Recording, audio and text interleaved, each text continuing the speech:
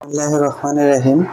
আসসালামু আলাইকুম প্রিয় ভিউয়ার্স, আশা করি মহান আল্লাহর রহমতে যে যেখানে আছেন ভালো আছেন, সুস্থ আছেন। সবার সুস্থতা কামনা করে আরও একটি ভিডিও নিয়ে আসছি। আঁচলি বান্দা মন্ত্র, আঁচলি দেহগণ্ডি। তাই সবার কাছে অনুরোধ থাকবে আঁচলি দেহগণ্ডি স্বয়ং সিদ্ধি মন্ত্র সম্পূর্ণ ভিডিও দেখার জন্য স্কিপ করে দেখবেন না, সম্পূর্ণ ভিডিওটি দেখবেন এবং কথাগুলো অবশ্যই শুনবেন। আপনাদের কাজে আসবে, আপনাদের উপকারের স্বার্থে দিচ্ছি, যাতে আপনারা ভালো থাকেন, এটাই হলো মেন স্বার্থ। তাই সবাই কাছে অনুরোধ থাকবে সম্পূর্ণ ভিডিওটা দেখার জন্য, আর অবশ্যই চ্যানেলটি সাবস্ক্রাইব করবেন যদি আপনাদের ভালো লাগে।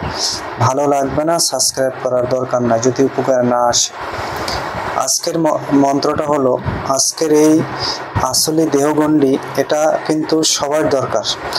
অনেক আছে, অনেক তান্ত্রিক ভাইরা আছে যারা ইন্ডিয়াতে হাড্ডি দিয়ে কাজ করে, বাংলাদেশেও অনেক হাড্ডি দিয়ে কাজ করে, জারসের হাড্ডি এমনি স্টিক বা হাড্ডি তৈরি করে কাজ করে। অনেকে ভূত পেতনি ছাড়াতে যায়, অথবা অনেকে মনে করেন একজনকে ঝাড়া দেন বা একজনের কাটান করে দেন, তাহলে এই মন্ত্রটা কিন্তু আপনার প্রয়োজন। যদি কাউকে কাটানো করেন, এটা আপনি প্রথমে শুরু থেকে ব্যবহার করে নেবেন, তাহলে ভূত পেতনি দেও দানব কোনো জিন পরি আপনাকে কোনো ধরনের ক্ষতি করতে পারবে না। এটা স্বয়ং পরীক্ষিত জগৎ মাতা কালীর একটা মন্ত্র। এটা কিন্তু এই মন্ত্রটা খুবই পাওয়ারফুল, এটা আমি সর্বদা সর্বটাইম ব্যবহার করি। তাই আজকে দিলাম হলো, আজকে এক ভাই ইন্ডিয়া থেকে বলল যে একটা লোককে কাটান করতে গিয়ে তার নিজের এখন সমস্যা হচ্ছে। সেই কারণে যে আপনি একজনের সুস্থ করতে গেলেন, পরবর্তীতে আপনি অসুস্থ হয়ে গেলেন ভুলের কারণে, আপনার শরীরটা বেঁধেই নেন নাই।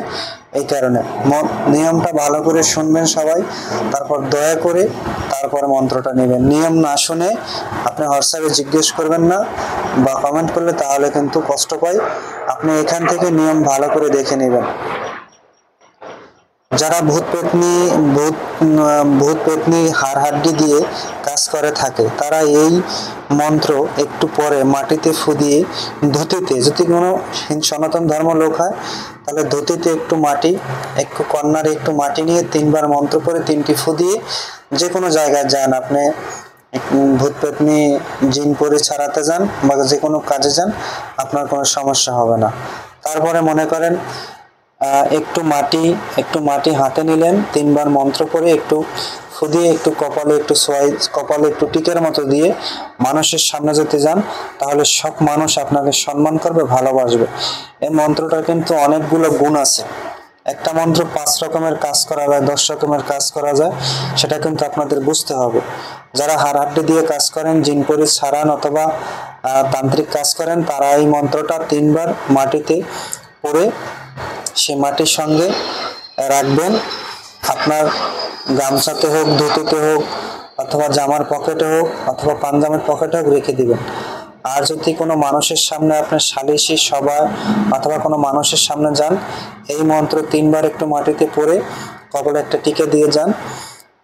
মানুষের সামনে গেলে আপনাকে সম্মান করবে, ভালোবাসবে। এটা স্বয়ং পরীক্ষিত, ইনশাআল্লাহ। কোনো সন্দেহ করবেন না, এই মন্ত্র স্বয়ং পরীক্ষিত, এটা নিয়ে কোনো সন্দেহের কিছু না, ইনশাআল্লাহ।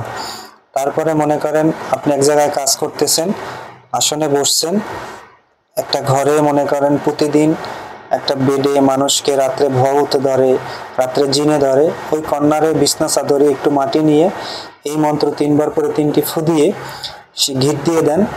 এটা যে কোনো সাধারণ মানুষও এটা কাজে আসবে। মনে করেন আপনার বাসাতে রাত্রে ঘুমাইলেই ভূত ধরে, ভূত বলে, রাত্রে বোবায় ধরে, তারপরে রাত্রে ভয় পায়, বিছনায় এসে জড়াই ধরে, গলা চেপে ধরে, তাহলে আপনার বিছনা চাদরে একটু কর্নারে মাটি নেন, যে কোনো মাটি নেন, একটু মাটিতে এই মন্ত্র 3বার পরে 3টি ফু দিয়ে মাটিটা গিট দিয়ে দেন। ওই খাটে বা ওই বিছনায় কখনো কোনো অশুভ শক্তি বা জিন পরি আসবে না। তারপরে আপনি কাউকে জিন পরে ছাড়াতে যাচ্ছেন, আপনার ধুতি অথবা পাঞ্জামের পকেটে একটু মাটিতে 3বার মন্ত্র পড়ে রেখে দেন, আপনার শরীরটা সম্পূর্ণ বেঁধে থাকবে, কোনো সমস্যা হবে না। অনেকগুলো কাজ। তারপরে কোনো মানুষের সামনে গেলে এই মন্ত্র 3 বার করে মাটিতে ফু দিয়ে একটু কপালে টিকে দিয়ে যান, আপনাকে সবাই ভালোবাসবে। অথবা যারা টিকা ব্যবহার করেন সনাতন ধর্ম, তারা ওই মন্ত্র টিকার উপরে দিয়েও ব্যবহার করতে পারেন, তাতেও সবাই আপনাকে ভালোবাসবে। আশা করি সবাই বুঝতে পারছেন।